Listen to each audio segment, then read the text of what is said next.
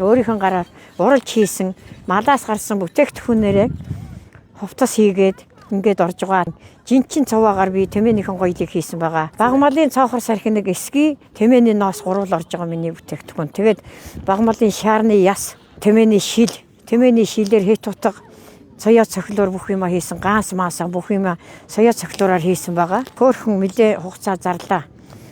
Хийлээ тэгээд энэ ямар ч уралдаан тэмцээндээ бүх хувцаа хийгээд бүрэн бүтэн оролцсон. Надад дутуу юм байхгүй. Ирийн Монгол гутал болохтойгоо зэрэг цаохор сархингаар хийсэн, хос Монгол гутал хийсэн, хос зүү оролтоор хийсэн хараатай.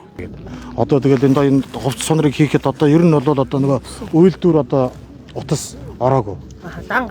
Дан гар орлол. Энийг одоо ширлээд ингээд ширээд айсан байхад хүртэл одоо ингээд юу тэмээнийхээ утсаараа яваад одоо энийг сархингийг одоо ингээд хэмжээд ер нь дээлийн хэмжээр гэдэг бол ер нь ингэж ер нь дээх үед одоо ингэж гангардаг одоо ингэж хошимглж хэмжинэ гэдэг одоо бол энэ одоо дээлийн одоо энэ хэмжээр одоо бол огцрогдсон байна. Тэгэхээр энийг одоо ингэж дээлийг ингэж хошимглж хэмжиж одоо ингэж бас гоёж гангарах үндэсний өв соёлоороо одоо ингэж түгээн дэлгэрүүлж энийг үрээ бас гоёж ангарч явах нь зөв зүйтэй болоо л гэж бодож байна.